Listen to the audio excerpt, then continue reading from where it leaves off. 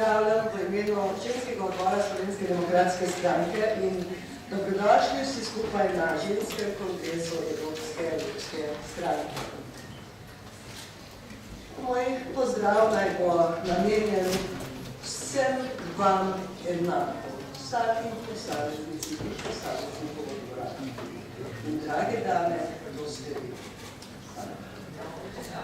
Dovolite, da vam prinesem, kot je že predsednica povedala, lepe pozdrave našega predsednika, ki se žal zaradi službenega odločnosti tega za nas velikega dogodka ne bomo udeležili.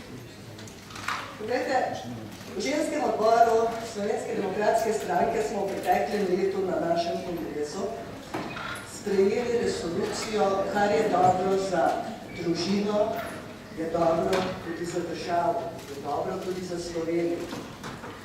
In v tej resoluciji smo v Ženskem odboru poudarili predvsem vrednote prave tradicionalne družine. So oče, mati in pa tudi naši otroci, naši vseh vlada. In tudi še enkrat, oče, mati in naši otroci imajo zelo pomembno. In da tako, če bomo ohranili pravo tradicionalno slovensko družino, bomo ohranili naš jezik, kulturo, tradicijo in pa seveda našo identiteto.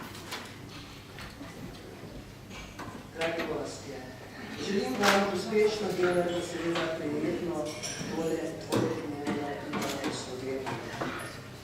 Želim, da ob koncu predvsem pa evropske delegatke s dobrimi vtisi nesete domov tudi kamenček naše Slovenije.